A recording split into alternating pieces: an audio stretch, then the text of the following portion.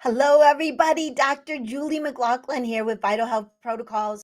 And today I am bringing you your next edition of Empowering Women from ChiroSecure. So first of all, let's all give some love to ChiroSecure, some hearts, some thumbs up, all of the good stuff that we love about ChiroSecure, because they have made all of this education, all these videos possible, which without them, I sure don't know where I would be. I am sure you guys feel the same way. So let's make sure that we give lots of love to ChiroSecure.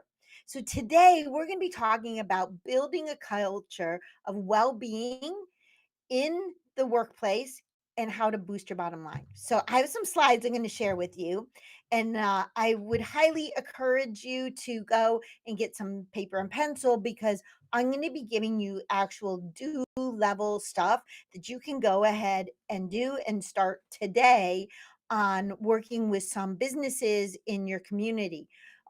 We've done this so many times in our practice with the Chamber of Commerce, with lots of businesses in our community, and it's really, really fun to do. So make sure you guys are writing down these things because they work. So I'm not just telling you, in theory or they should work, but we have actually done this many times in our practice. So let's get started on this. So, what does well being in the workplace help? Right. So, it helps small business owners who want to grow their business and keep their key employees, right? It's a six times return on their investment to have healthy employees with positive attitudes. So it increases the employees' productivity, lowers presenteeism and absenteeism. So those are big deals. But let's talk about this. Everybody talks about wellness, right? But there's nothing well about wellness. You're like, wait a minute. Why would you say that? Why would you say there's nothing well about wellness? Well, think about this. Wellness is a one dimension. It just means the definition absolutely means absence of disease. That's just one dimension.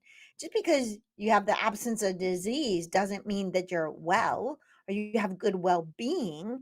In fact, look at the statistics in the United States. I have to tell you that the majority of the people in our country are sick and are chronically sick, right? One in two are suffering from chronic disease. One in two, that's 50%. Chronic diseases are responsible to 7 out of 10 deaths per year, right? 84% of healthcare dollars go towards chronic disease. Two-thirds of Americans are overweight, and one in three are obese.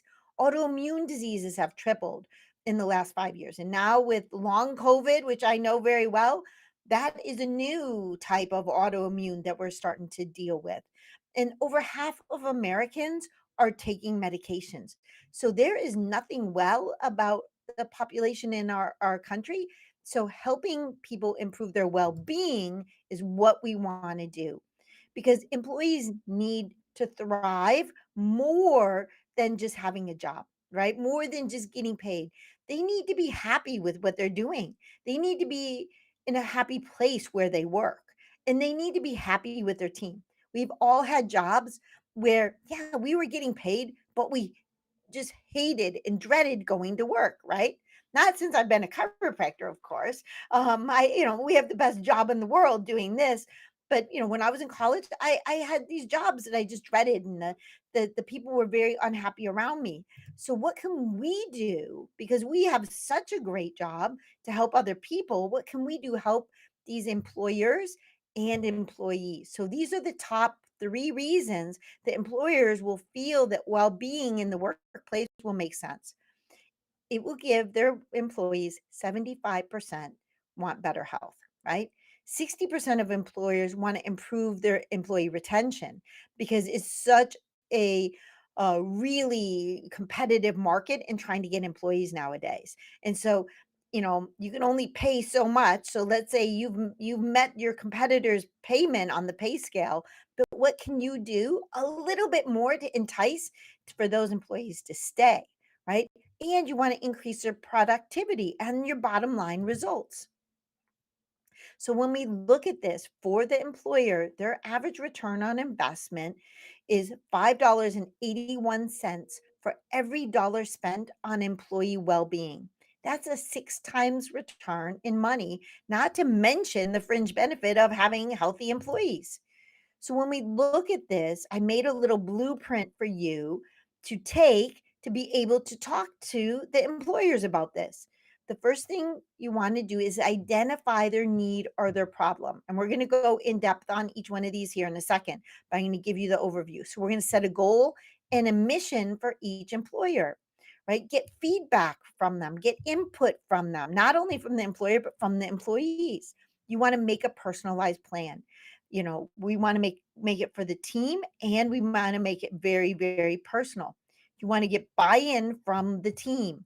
We want to do that with incentives and rewards. We want to do what gets measured gets managed. We want to have outcome. We want proof of outcome. So we want to communicate and motivate. So let's see how we're going to accomplish each one of those things. So the first thing that we're going to do is we're going to recommend that they choose a well-being governor. How's that? Wouldn't you like to be a well-being governor at the place you work? So, and it's really kind of fun. We have them hold an election every quarter or every 6 months, whatever, every year, whatever you want, however big the office is. And the whole office gets to vote who's going to be their well-being governor. And that person is going to be in charge of helping promote these well-being in the workplace ideas and programs, right? So they're kind of like the cheerleader and the organizer. So the next thing that you want to do is help them set goals in line with their company mission, right? So identify a need or a problem. Don't just pick like a cookie cutter thing. Be really specific to that company. Maybe you're working with a company that manufactures outdoor gear. So you're going to want to focus maybe your motivation and your things to things that they're doing outside, maybe hikes and different things that but help them brainstorm because the more custom, the more fitting it is to their business, the better they're going to be compliant and the more fun they're going to have. You can offer them lunch and learns that go along in line with that thinking. So maybe you do weight loss or stress reduction or eating better, moving better, sleeping better, or just overall team education. Or maybe they need like motivation, team morale building. So the next step that you're going to do is you're going to get input from the team. Get the employees and the employers involved in the planning process because what did they say? Two heads or more than two heads are better than one when it comes to brainstorming for these ideas. And I have lots of things to start your brainstorming. You don't have to just have a blank piece of paper and say go. I have a lot of them. In fact, I'm going to show you 24 different things that you can start with, and then you'll be surprised how many more you came up with. And actually, 24 is my pared down version for today's show. I actually have a much bigger list. So once you start thinking about this, it's going to be so fun because you'll come up with ideas that are going to help people get better, to have a more cohesive team, a better workplace, a better bottom line, and they're going to get healthier. And most likely, they're going to want to come in and seek your consultation, your care, because you're being their coach, right? So with the company, you want to have personalized and company goals. So encourage the employee to involve their families to join in on these activities, along with meeting your company wide objectives for the employer. So these are the 24 things that you can offer that will help you get more people um, into well being in the workplace. All right. So, number one is we're going to talk about what we can do for the eat better, right? Feed them healthy food. So these are 4 ideas in the eat better category. You can have them organize monthly healthy potlucks. Everybody in the office brings in a healthy dish and they all eat lunch together, right? That's a huge team building thing. Maybe they swap recipes, maybe they make a whole recipe book for the whole office, right? Of healthy foods. Stop offering low quality snacks. How many of these places have like vending machines with candy and cookie and things? Stop offering soda laden sugar drinks, right? Make sure, that they have a water cooler. And then I'll tell you a little bit by doing this, you can kind of merge this into some other challenges like a drinking water challenge. So make it really fun and rewarding. So maybe you order in lunch for these employers, or the employers order it for their employees, especially during like crunch times or certain big projects. Did they feel like validated for doing all of this hard work? And then we for the move better, we want to get them to maybe get a small trampoline in the office. And maybe when they take a little break, they go and jump on the trampoline a little bit. And I can tell you that you can't jump on a little mini trampoline without having fun, right? And so that's going to boost your circulation, you're going to get a little exercise, and it's going to be fun. And who wouldn't want to see their fellow employee jumping on trampoline? It would be kind of funny too, right? So you have them participate in a 5K race together. Or maybe your office could do that with them. Maybe you can help sponsor a 5K race. Maybe you contribute to one and get them all, the same t-shirts, but get them involved in something where they're actually active. Maybe turn their meetings into a walking meeting where they're actually, going outside. And especially if this goes along with the business's mission, right? Think about that. How about a step a day challenge? Challenges are great. These employers love challenges so that everybody is, posting their steps, how many steps they did that day. Maybe they take a screenshot of their Fitbit or their Apple Watch or whatever way they're counting it, their pedometer. And they have a step challenge and they motivate and encourage each other. So it's going to just help them be healthier. So the challenges that are so fun, they can have a random act of kindness challenge. And so in our office, we do different themes of promotions every month, and they're kind of in line with what our national things. Did you know that there's like a national random acts of kindness week? So what if during National Random Acts of Kindness week, you had a random acts of kindness challenge where each person in the office had to secretly go and do something really nice for one of their fellow employees? Wouldn't that be really cool? Don't you think that would build excitement and bonding within the team, which helps their bottom line because they're more productive, they're happier to be at work. There's less presenteeism, less absenteeism. So you could do monthly and weekly fitness challenges. You could do weight loss challenges. You could do a water challenge. So let's say you got rid of the soda machine and you put in a water cooler, and now you're going to have an 8 day a glass, so 8 glasses of water a day water challenge, and everybody's doing it. Maybe they're doing cheers with their water glass to each other. Make it fun. You could have a 7 hours of sleep challenge.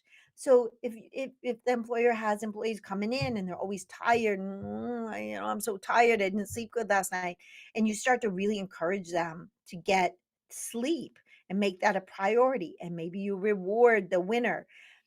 And when everybody's doing it together, it really, really kicks in and makes that excitement to build the momentum. And you can be, as the doctor, you can have meetings with them, virtual or in person, once a week and check in on them. Or you can be the scorekeeper and keep the score, choose the winner. But you want to be involved with their wellness because they're going to have other questions about other personal health related problems that you could most likely help them with. So why not? These are my why nots. Why not do this? Give an employee a vacation day on their birthday. Don't you think that's a really great birthday present? I think that's really awesome. Schedule a recess. Maybe schedule a recess once a week, once a month, whatever works for the employer, and have them all go do something fun. Maybe they all, go outside and, you know, throw a softball back and forth. Whatever it is, it's going to be on a mission for that company. Make it fun, or create an acknowledgement jar. So if they have a jar and you see that somebody's doing something really awesome or they helped you in some way, just put a little note, put it in the acknowledgement jar. And maybe once a week when they have their office meetings, you read those off. That is really good for morale boosting and motivation. And more people are going to do really good things because they want to be in the acknowledgement jar, right? Why not? So, healthy goal of the week. So, every week you could, the wellness governor could make a different healthy goal. And then everybody tries to achieve that goal.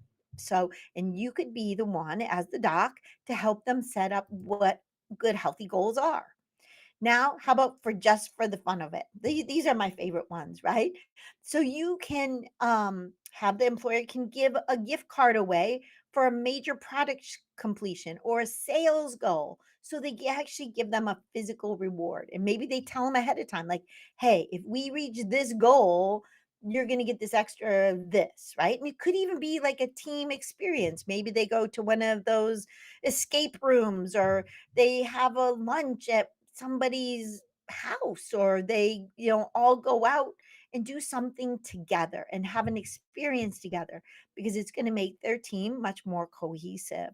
Um, so if they could go out to lunch to celebrate new hires or celebrate people who are retiring or work anniversaries and or birthdays. So those are all really good things to celebrate their employees. They can make their office pet friendly if it's appropriate for their business, because we know pets are really good for well-being, right? They calm people down, and who wouldn't want to have their pet around, right? And then, of course, make sure you appoint that employee as a well-being governor. So I hope this gave you lots and lots of ideas. Um, to do. Oh, I have a few more, I guess. I didn't even know. This is productivity, creativity, and education. So we want to create flexible work hours, because that really helps them. Maybe they have to pick up their kids from the babysitters, or something like that. That's going to really help. And they're going to say, like, wow, my employer really understands the other things I have to do in my world. So I'm going to work really hard when I'm here so I can get it done. So you can post tips for relieving back pain, eye strain, ergonomics, little sitting exercises, anything that you can do to help them during their day stay maintaining. You can have a no talk Tuesday. This means, sometimes there's a lot of little chit chat in the office and everybody's chattering and they're just not getting their work done, and they just want time to focus and concentrate on things. And maybe it's a no talk Tuesday where everybody's quiet and just does their work. Um, and then, of course, definitely, definitely, definitely offer to be a lunch and learn speaker. So if you, as the doc, are involved in doing these challenges, these little well-being workshops, and all kinds of things with them, they're going to have more health questions for you. They're going to say, my back's been hurting me. What could I do for that? Come in, make an appointment. We'll be happy to help you. I've been having headaches. I don't know if it's the glare on my computer, or my neck is hurting me. And you're going to be their go-to for everything wellness, everything health. So I want you guys to all go out into your community, contact the employers. Everybody's been cooped up during COVID, and be sure to interact with these people. They are looking for this right now. This is a huge, huge chance for you to help lots of people, get lots of people in your practice, and improve other businesses in your community.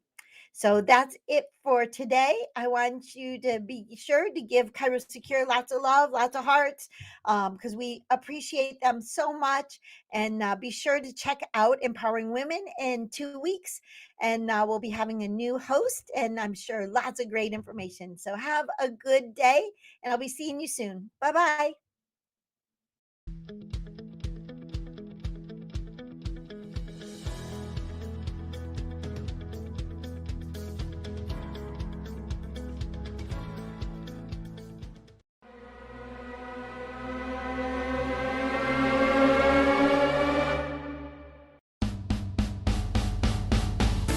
Join us each week as we bring you the best in business growth, practice management, social media marketing, networking, leadership, and lots more. If it's about women in practice and business, you'll hear it here.